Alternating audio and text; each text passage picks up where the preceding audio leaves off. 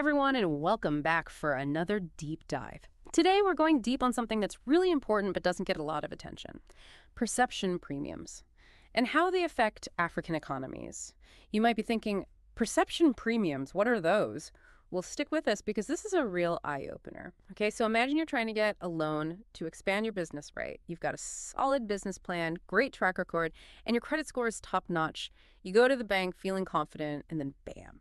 You get hit with an interest rate that's like double what someone else with the same credit score would get. Why? Well, it's all about perception. And it turns out this isn't just some hypothetical scenario. This is the reality for many African nations. They often get hit with these perception premiums, which are basically higher interest rates and borrowing costs. And it's all based on kind of outdated views of their economic risk. But as we're going to learn today, the reality on the ground tells a different story. So to help us break all this down, let's bring in our expert. Can you explain what these perception premiums are and why they matter so much in this global financial system? Sure. It really comes down to this disconnect between perception and reality. Perception premiums, they come up when a country's actual economic performance and potential are kind of overshadowed by these outdated or biased perceptions of risk. Think of it like this. Imagine a company that's totally revamped its operations. They've modernized their products and they're seeing profits soar. But investors, they're stuck on the company's old reputation from years ago when it was struggling. So that company ends up having to pay this premium for its past mistakes, even though they're not really relevant anymore. That's kind of what's happening with a lot of African nations. They're being penalized for these old perceptions, even as their economies are growing and diversifying. Okay, so it's like being judged by your awkward middle school picture, even though you've become like a totally different person. Exactly. And a big part of this comes down to credit rating agencies. So they assess the creditworthiness of borrowers, whether it's a country or a company or even individuals. And those assessments, they have a huge influence on how much a borrower will end up paying for a loan. Now, on the surface, it might seem fair, right? Higher risk, higher interest rates. The problem is that these ratings often rely on outdated information or biases. And those biases and outdated information don't reflect the reality of a country's current economic situation. And the Brookings Institution report that we're looking at today, it really drives that point home. They had this startling statistic. Out of 32 rated African nations, only 2, yes, you heard that right, just 2 have what they consider investment grade status. And that's despite years of economic growth and development across the entire continent. And investment grade is really crucial here. It's like a stamp of approval. It's telling investors, hey, this is a safe bet. Without it, countries are essentially labeled as junk, even if their economies are anything but. And this makes borrowing way more expensive. And that extra cost, it trickles down and it ends up affecting everyone. So let's talk about those real-world consequences for a second. How do these really high interest rates, these perception premiums, how do they actually impact people's lives? Well, imagine a government that wants to invest in vital services. They want to build new hospitals, improve schools, create jobs. But because they have to pay this huge premium on their debt, a larger chunk of their budget is eaten up by just interest payments. That leaves way less money for everything else. It also makes it harder to attract foreign investment because, of course, businesses are going to be more cautious about investing in places that are seen as risky. So it becomes like a self-fulfilling prophecy in a way. The perception of risk leads to higher costs, which then holds a country back from developing and improving its economy. And that just further solidifies that initial perception. It's a vicious cycle. Exactly. And to really understand just how entrenched this problem is, we need to look at what happened during the COVID-19 pandemic. It really exposed the flaws in the system. That's right. If any event highlighted the disconnect between perception and reality, it was the pandemic. I mean, the pandemic was a global crisis, obviously. Oh, right. But the impact wasn't felt equally everywhere. And African nations, even though they had fewer COVID-19 cases per capita than a lot of other regions, they were hit hard economically.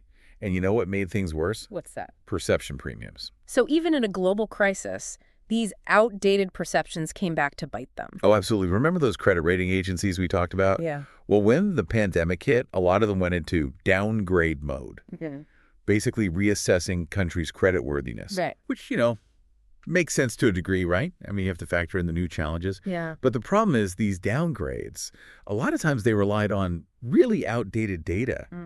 And it just amplified existing biases. So it led to what are called pro-cyclical downgrades. Pro-cyclical downgrade. Okay, can you unpack that term for us? Because it sounds a little bit like, something you'd hear in an economics lecture. Yeah, it's a mouthful. So yeah. Okay, so imagine this. You're facing some financial setback, right? Maybe you lost your job or you had these unexpected medical expenses. Now imagine your credit card company responds by slashing your credit limit, and then they jack up your interest rate at the same time. Oh, You're already struggling, and this just makes things way worse, right? right. That's basically what a pro-cyclical downgrade is. It's like kicking a country when it's already down. Yeah. So instead of offering support during a crisis, the system actually makes it harder for them to recover. Exactly. And the report highlights this really striking example, Ethiopia. So in the years leading up to the pandemic, Ethiopia had actually experienced this remarkable economic progress. We're talking about like a tenfold increase in GDP since the turn of the century. Wow. They made huge strides in reducing poverty. Yet when the pandemic hit, despite having relatively low debt levels compared to other countries, guess what happened? I think I know where this is going. They got hit with a You downgrade. got it. Despite their good track record, the growth, the responsible fiscal management Ethiopia got slapped with that junk status by several credit rating agencies. And to understand how absurd this is, let's compare them to a country like Italy. Okay, Italy. Famous for its food, its art, its history, and, well, let's be honest, its massive national debt. Right. Italy's debt-to-GDP ratio, which basically measures a country's debt compared to the size of its economy, is much higher than Ethiopia's. Yet Italy enjoys way lower interest rates. Now, it's important to note that there are a lot of factors at play here, but this comparison really highlights how big the disparity is between perceived risk and economic reality. Right. Ethiopia, a country that's on an upward trajectory, gets penalized, while Italy, with its well-documented debt challenges, benefits from these more favorable borrowing costs. Yeah, it's kind of mind-boggling when you put it like that. But let's bring this back to the concept of perception premiums for a sec. How does this all tie into this bigger picture of Africa's economic development? Well, it creates this debt trap that's incredibly difficult to escape. These super high interest rates that are driven by outdated perceptions aren't just an inconvenience. They're actively stopping a country from being able to invest in its future. It's like they're stuck in financial quicksand. The harder they try to pull themselves out, the deeper they sink. Exactly. Higher interest payments eat up more of their budget. So that leaves less money for essential services, healthcare, education, infrastructure development. This lack of investment then makes it harder for them to diversify their economies. And it makes it harder to move away from relying on just raw materials, which then further feeds into that perception of risk. It's a vicious cycle. So it's not just about fairness at this point. It's about stifling an entire continent's potential for growth and prosperity. But the report doesn't just leave us hanging with this bleak outlook, does it? There's got to be solutions, right? There's got to be a way to break this cycle right. What can be done to, I don't know, level the playing field a bit and make sure that African nations can get access to fair and sustainable financing? Yeah, and the good news is that solutions do exist. It's really about addressing those root causes of these perception premiums and then promoting a more accurate, more nuanced understanding of risk in Africa. Okay, so where do we start with that? Well, one really crucial step is increasing transparency and accountability. And that starts with those credit rating agencies. The report calls for just greater clarity in their methodologies and a more forward-looking approach, one that considers a country's economic trajectory and potential rather than just relying on past performance or outdated metrics. So it's about looking at the whole picture, not just like a snapshot from the past. Exactly. Another key thing is fostering the development of domestic financial markets within Africa. So by strengthening local banks and just creating more opportunities for investment on the continent, we could start to reduce that reliance on external debt and those hefty interest rates that come with it. So building a more robust financial ecosystem from within. Exactly. That makes sense. And then let's not forget about the African Continental Free Trade Agreement, AfCFTA.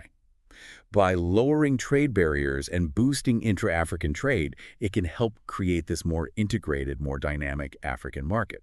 And this, in turn, can attract way more investment, stimulate more economic diversification, and ultimately really challenge that whole perception of Africa as this super high-risk investment destination. So it's about fostering that collaboration and breaking down those barriers Hmm. and empowering African nations to chart their own economic course. Yeah. That's powerful. But this isn't just about like policy changes and economic reforms, is it? It's about really like shifting mindsets and challenging these perceptions that are so deeply ingrained. You're absolutely right. Awareness is key. Yeah. By understanding how these perception premiums work and the very real consequences that they have, we can all contribute to a much fairer and more equitable global financial system. So what can our listeners do? How can they be a part of this solution? Well, it really starts with just staying informed. Dig deeper into this issue. Read that Brookings report. Engage in conversations about global financial fairness. Support organizations that are working to promote sustainable development in Africa. Every voice matters. Every action can make a difference. It's about recognizing that we all have a role to play in creating this more just and equitable world. So, as we wrap up this deep dive into perception premiums, let's just take a second to recap some of those key takeaways. We've learned that these kind of hidden costs, which again are based on outdated and often biased risk assessments, are placing this huge burden on African economies. It's limiting their ability to invest in those essential services and really reach their full potential. But we've also learned that there are solutions. And they require this multifaceted approach. So we need more transparency and fairness within the global financial system. We need stronger domestic financial markets in Africa. And we need a collective effort to really challenge those old, outdated perceptions and really embrace the continent's vast potential. So as you go about your day today, remember this conversation. Remember the impact that these perception premiums are having on real people's lives. And think about how you can contribute to building a more equitable future. That's all the time we have for today's deep dive. We encourage you to check out the show notes. We'll have links to the full Brookings Institution report there, as well as some other resources, so you can continue to learn about this really important topic. Until next time, keep asking those questions, keep diving deep, and keep striving for a fairer world.